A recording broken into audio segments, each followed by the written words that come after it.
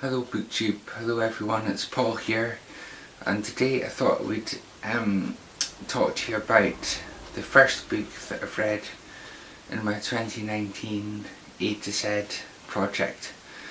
This is where I'm kind of taking a run through the fiction world, and I'm reading authors that I've never read before. So the first book that I chose was this, The Blind Assassin by Margaret Atwood. Which, and look at that cover, isn't it fantastic? I really think they made a good job with the cover there. This is published in the year 2000, and I have to say, I have to be honest, I picked it up because I'm a sucker for a good cover and an interesting title. I knew nothing about the book. I'd heard of Margaret Atwood, of course, but I'd never read any of her work. But I was deeply impressed by it, really deeply impressed. The story, it covers the lives of the two main characters, Iris and Laura. I think mainly it's told from the perspective of Iris. It's very autobiographical, I suppose. It covers their entire life, but and it does tend to jump about, from different points in time, but that didn't bother me too much. And the other thing I would say, as you can see, this is a big book, this is a big old book.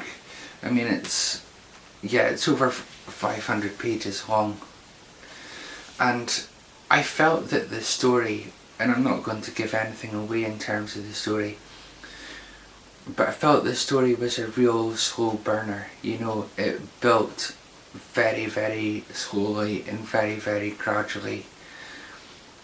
A good metaphor, I think, is a room slowly filling with smoke. The intensity just slowly builds and builds and builds.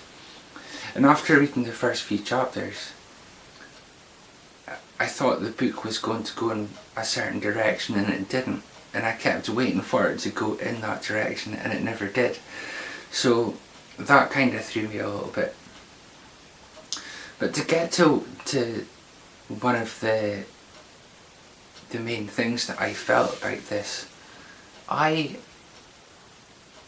would say the first half of the book at least, it felt to me as though there wasn't an awful lot happening. Things were taking place in the story, but I kept waiting for the story to take off, and it never seemed to. But here's the thing, I didn't mind.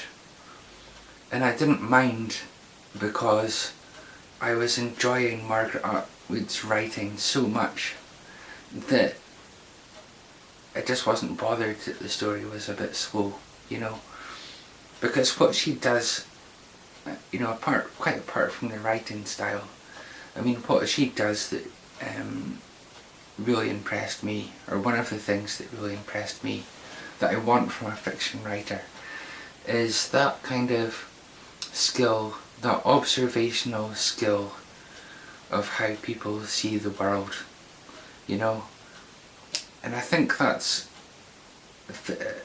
fiction writing has a very unique place, in terms of reflecting your deepest, darkest, or most private thoughts on the page. How many of us have read a fiction book and thought, yeah, you know what, at certain moments I've felt that way, or I've thought that way. I wouldn't necessarily admit it to other people, but it's there on the page, And she does that well, she is a perfect mirror to your innermost thoughts, and a master at putting it onto the page. That's how I felt anyway, and it's just an absolute pleasure. Her writing is an absolute pleasure to read. As I said at the start of the video, I've never read anything else from her. I'm definitely going to now. That's the whole point of this project, to jolt myself out of my comfort zone and experience other writers that I wouldn't normally get round to reading. So my A to Z project this year is getting off to a great start, I think. The other thing I'd like to say about this book is that one of the themes, and there's many themes in this book, but one of the themes that I picked up on was the effect of how you act or fail to act, and how that has consequences for other people, you know. I mean, we often think about in what ways we act can affect others, but I suppose it's more rare to think about the effect of our inaction, and if we fail to speak up or fail to do anything, then the consequences that can have, perhaps quite grave consequences, and the consequences of personal weakness, you know. That is a theme in this book for sure, and a very interesting one. I mean, the main character, Iris, sometimes I just felt like, I wish that you could be stronger, or I wish that you would act in a certain way, and she didn't. But having said that, I did like the main character, I did like Iris. I'm assuming that this is Iris, it could be Laura, who knows, but yeah, it's just a great book, you know, and the two main characters are just fantastic. And so, and the blind assassin, I guess the title of the book, when you get into the story, it can quite obviously mean as one thing, but I think it has a secondary meaning, the title. And the blind assassin, in the failure to act, or failure to do certain things or see certain things, and the consequences, the drastic consequences that can have for other people. And so if you're blind to the effect that your own behaviour is having, then, you know, in a way you could, it might not necessarily lead to someone else's death, as the word assassin suggests, but it could lead to the most serious consequences. So, however, that's the blind assassin, and overall I would give this a top rating, a top 5-star rating. I'm not in the way of rating books, but I feel the need to say that.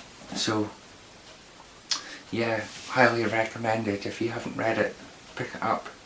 Or if you have read it, let me know in the comments, because I'd love to hear your thoughts on the book. And especially, you know, it's great if you agree, but it's also great if you disagree. There's nothing wrong with a bit of healthy debate, right? You may have read this book and didn't think much of it, but that's okay. Now, for the next book on my A to Z project is going to be this one. It's Beside the Ocean of Time, and it's written by George Mackay Brown. And for people that don't know about George Mackay Brown, I mean, I don't know much about him myself, but I know that he was a writer from the Orkney Islands up in the north of Scotland, and I know that mainly he was known for being a poet rather than a novelist. But no, I'm very much looking forward to reading this. I don't know much about it. I have started it, as you can see by the bookmark, but I'll save going into the book for the next video. But it's a great title, you know, Beside the Ocean of Time. I just think that's a fantastic title. But anyway, that's really what I have to talk about today. Hope things are good wherever you are. I hope the weather with you is better than it is here. It's raining at the moment, but that's Scotland for you.